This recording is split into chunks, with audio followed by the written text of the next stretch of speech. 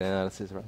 Our final map is going to be played on Polar Night. I like how we were talking about Heroes of the Storm, and then it was actually just a little bridge, guys. This was not off topic, because when you talk about Heroes of the Storm, and then you transition into casting StarCraft, and of course, the blue Protoss in your game is a Liquid Hero, then you were actually on topic all along, and you didn't drift off all the time.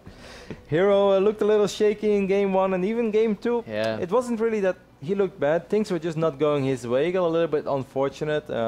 He had a plan, it failed. He then went for a build that almost got blind scouted, but on the final moment was very good for Hero. If Hero doesn't scout with a mothership core, the game is over. Those DTs will do so much damage. They either straight up finish the game or they almost finish the game because they force out 4, 5, 6 sentries. You're still going to lose some probes. It's just really frustrating. You lose mining time. However, Top had a small chance to close out the series, but he's still going to have to work hard for it here in game number 3, as he is our red Chinese Protoss spawning on the south side of Polar Night. Top's been impressing me, man. He's like you said, things just haven't been working out for Hero, especially in game 2. But in game 1, we definitely saw. I mean, that force field not hitting was just. I was kind of. What's going? You think there's a problem with the game or something? You know, that's not the type of thing that Hero misses. So. He's looking good though. After game 2, as a Blizzard employee, there is no such thing as a problem with the game, Kibble. All right, so I'm teasing you, Kibble. No. Well, you know, I'm thinking like at this point, I'm wondering which direction the momentum's heading. I love looking at momentum. It's the reason why when Jaedong hit the finals versus SOS last season, I was like, Jaedong has to take this. You know, like, and yeah, I end up being wrong, but.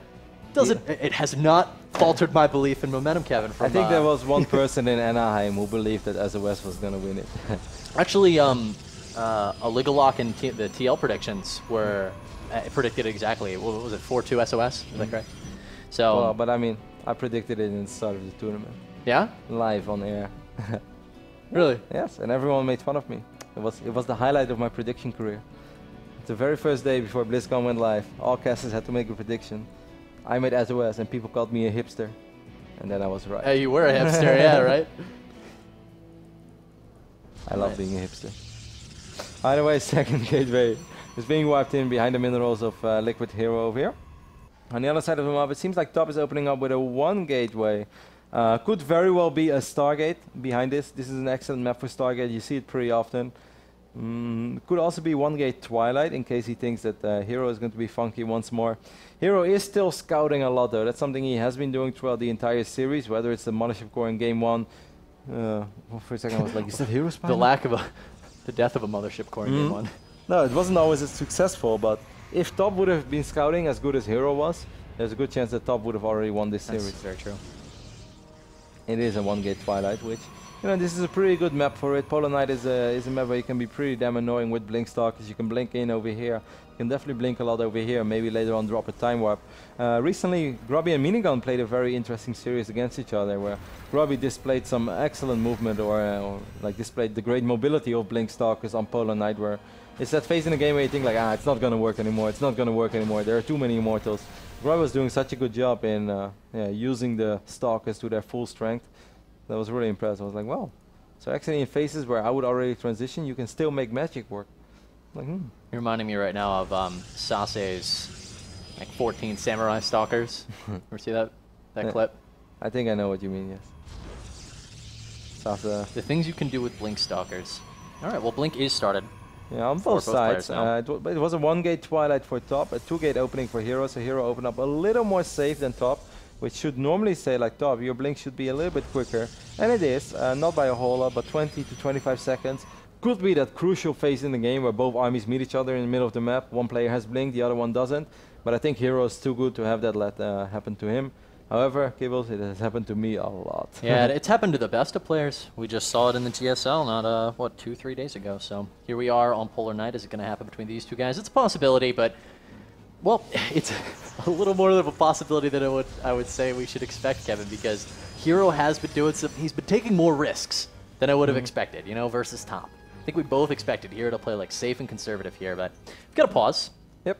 Seems like Top might need a small pause over here, so I guess that's actually a pretty big pause.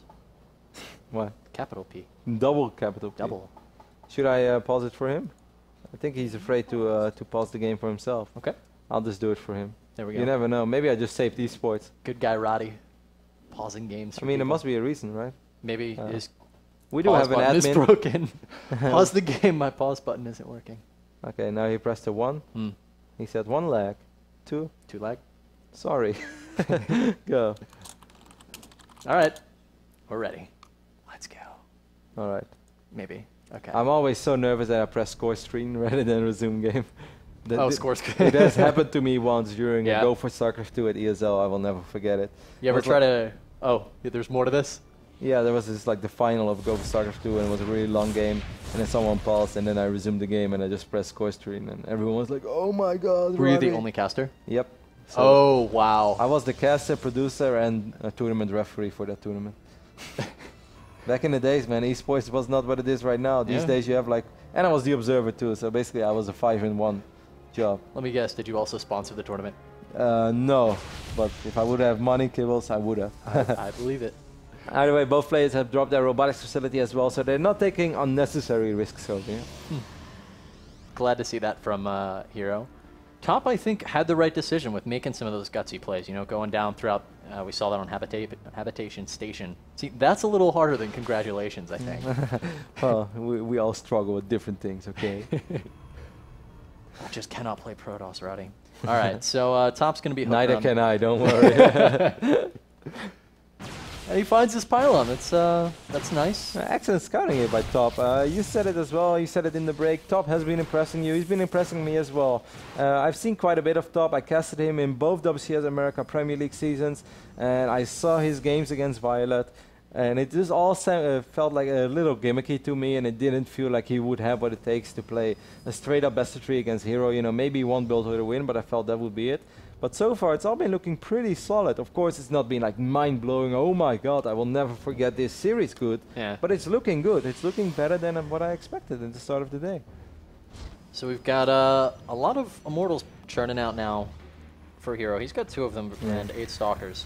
Top does have Blink, so this army is super mobile, and I wouldn't be surprised, well, it'd be really cool if, you know, the second we see Hero move down and make this Nexus, which that's exactly what Top's doing. He's sending 1 unit forward, checking for that Nexus with the probe, and he's ready to blink into the main. That's what he's thinking here is, hey, if you move your force down, I'm gonna jump in there and kill some probes. But this is a really awkward scenario, because like I've been in this scenario many times, and if you're a Hero, you kind of like your scenario or you like your position because you're like, hey, Immortals are really good against Blink Stalkers.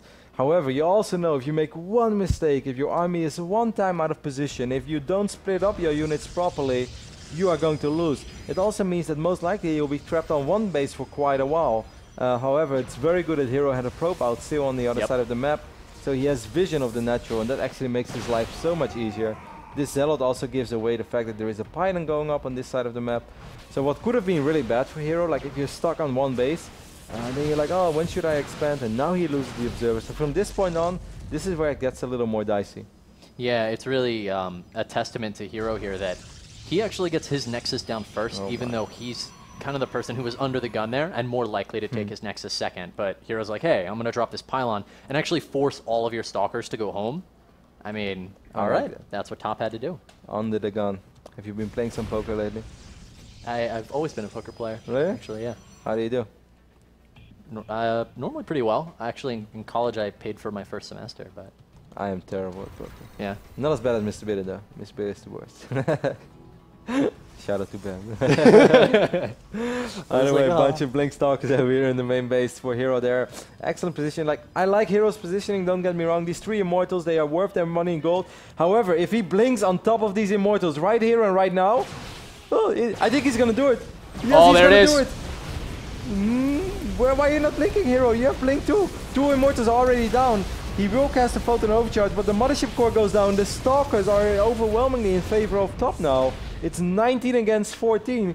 Wow, Hero reacted a little slow there again, Kibbles. Yeah, that blink came in late, as you were saying. I don't even know if it would have been enough. The Immortals were still vulnerable, trapped in the front, and the Photon Overcharge saves them for the moment, but Hero's looking in a dicey spot.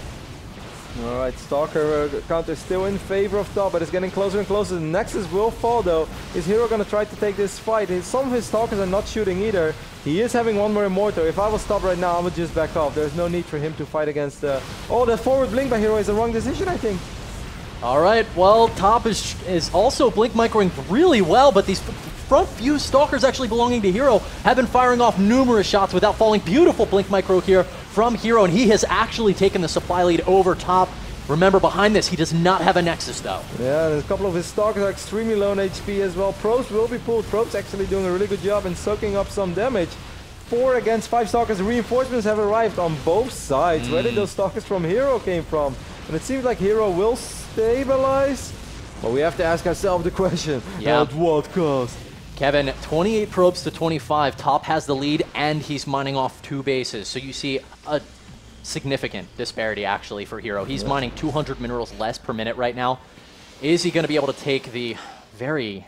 Well, he managed to snipe off the rest of those Stalkers while I was looking at the natural expansion, so he does have a 2 Stalker lead and a Warpin cycle ready to go. But by the time that he has a pylon up, he's giving a lot of time to Top. First Immortal is out. If Top gets 2 Immortals out, I think he's out of the woods. This one Zealot that's on the way is actually going to help a little bit as well. But these Stalkers will not be able to break this army from Top. They both have Blink, but this one Immortal of Top is worth its weight in gold. Where's the reinforcement? Okay, here comes that pylon. Hero's gonna go for it immediately. That's a pretty good call, I guess. There's 2 Zealots over here for... Oh, nice micro, man. This is so tense. I don't know how it's gonna go. Yeah, the Immortal hasn't fired on a Stalker yet. It's only shooting on that Zealot. Now it's hitting another Zealot, and he blinks forward, snipes the Immortal, and Hero's looking in a pretty good position now. Let's see if he can continue with it. The Stalkers are blinking back for Top, and so far he hasn't actually lost that much besides the Immortal.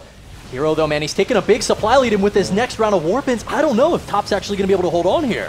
Good forward blink there by Hero. The Immortal is out, but the Immortal is here when everything else is gone. I really think if Top would have had a pylon on the low ground, so his Warpins would have been a little closer. Yeah. All he needed was like 2-3 more units to protect that one Immortal he had. Hero sees another exposed Immortal, will blink forward, and will most likely secure victory here in our first series of the day in WCS America Premier League.